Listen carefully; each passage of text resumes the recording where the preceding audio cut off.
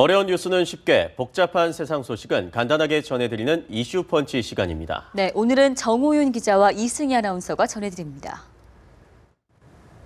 대체 승전보의 끝은 어딜까요? 17년 전 US 오픈을 제패하며 IMF로 시름에 빠진 국민들을 위로하며 한국의 이름을 드높인 박슬희의 후예들이 중단 없는 전진을 하고 있습니다. 네, 세계 최고의 선수들만 모인다는 꿈의 무대 LPGA에서 태극낭자 김효주가 우승컵에 이렇게 입을 맞췄습니다. 팍팍 이슈펀치 오늘의 첫 소식입니다.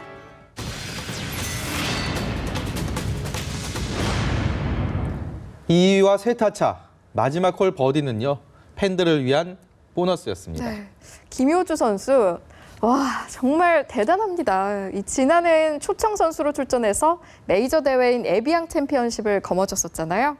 네, 그 대회를 우승하면서 LPGA 정식 멤버 자격을 얻었는데요.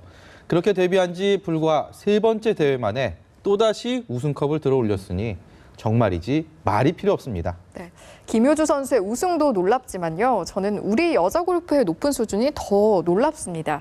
이 세계 무대가 좁다는 말이 바로 이럴 때 쓰는 말인 것 같네요. 만약에 10번 홀 같은 상황이 없었으면 저는 정말 많은 긴장을 했었을 것 같은데 10번 홀 딱 그런 상황이 오고 이제 보기로 피니시를 하고 나서 그냥 긴장보다는 그냥 더 잘해야겠다라는 이런 욕심이 생겨서 김효주가 파운더스컵 우승컵을 들어올리면서 태극 낭자들은 올 시즌 치러진 6개 LPGA 대회에서 5개의 우승컵을 들어올렸습니다. 뉴질랜드 교포 리디아고의 우승을 포함하면 한국계 선수가 올 시즌 우승을 싹쓸이했습니다. 지난 2월 1일 차나연이 LPGA 시즌 개막전 코츠 챔피언십에서 우승한 것을 시작으로 바하마 클래식의 김세영, 호주 오픈의 리디아고, LPGA 타일랜드의 양희영, 위민스 챔피언스의 박인비, 그리고 김효주로 이어진 거침없는 행보입니다. 특히 다승자가 없을 만큼 매 대회 새로운 챔피언이 나오며 한국 여자 골프의 저력을 보여주고 있습니다.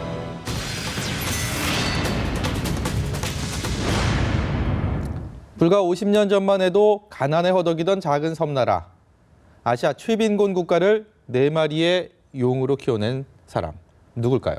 네, 아무래도 싱가포르 리콴유 전 총리 말씀하시는 것 같습니다. 35살 나이에 자치정부 총리에 올라서 강력한 리더십으로 싱가포르를 선진국 반열에 올려놓은 분이죠. 91세를 일기로 세상을 떠났네요. 생전 한국을 4차례 방문했던 리콴유 전 싱가포르 총리. 첫 방한은 박정희 전 대통령 서거 일주일 전인 1979년 10월로 당시 퍼스트 레이디 역할을 하던 박근혜 대통령이 통역을 했습니다. 리 전 총리는 회고록에서 박정희 전 대통령에 대해 한국이 반드시 성공할 것이라는 의지와 결단에 깊은 감동을 받았다고 적었고 새마을운동에 대해서도 높이 평가했습니다. 박근혜 대통령과는 첫 만남에서 통역으로 인연을 맺은 데 이어 한나라당 대표로 지방선거를 지휘하던 2006년 테러를 당하기 직전 면담했으며 이듬해 싱가포르에서 회동하기도 했습니다. 네, 박근혜 대통령이 애통함을 금치 못하며 깊은 애도와 위로의 뜻을 전한다고 성명을 냈네요. 네, 박 대통령이 외국 정상급 지도자의 타계에 성명을 낸 게 그러니까 2년 전 넬슨 만델라 전 남아공 대통령 서거에 이어서 이번이 2번째군요. 리콴유 전 총리가 박 대통령에게 했던 말들을 잠시 보면 두 사람의 인연이 얼마나 각별했는지 느껴지네요. 영어를 할 줄 아는 박정희 대통령 20대 딸의 통역으로 우리의 대화가 진행됐지요. 한국이 반드시 성공할 것이라는 그런 의지와 결단에 깊은 감동을 받았습니다. 지도자는 부패하면 안 돼요. 이번 대선에서 잘 되기를 바랍니다.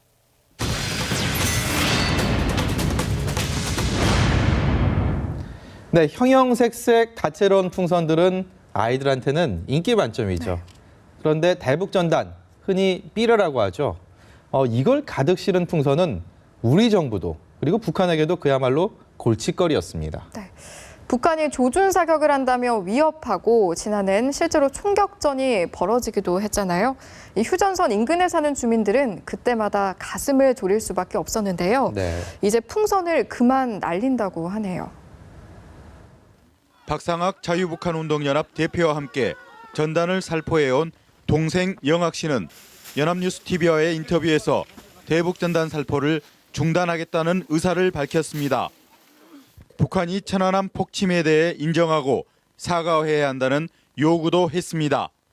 너네가 사과했으니까 우리도 한민족이고 뭐 하니까 뭐 사과를 받아들이고 다시 그런 일이 없도록 하겠다니까 그럼 우리도 유보한다 안 한다. 그러나 천안함 폭침 사과가 전제 조건은 아닌 것으로 보입니다. 박 씨의 형 박상학 대표는 북한의 사과 여부와 관계없이 당분간 대북 전단을 보내는 일이 없을 것이라고 밝혔기 때문입니다. 자세히 보니까요. 조건 없는 완전한 중단은 아니군요. 받아들이기 쉽지 않은 조건이 달려 있는 것 같은데요. 북한이 천안함 폭침을 인정하고 사과한다. 네, 물론 진정성이 무엇인지 저는 알 수 없습니다. 다만 우리 국민들이 위험에 빠져서 안 된다는 것쯤은 알고 있죠. 네, 어떤 결정을 하든지 그것을 먼저 고려해야 하지 않을까요? 팍팍 이슈펀치 오늘 준비한 소식은 여기까지입니다.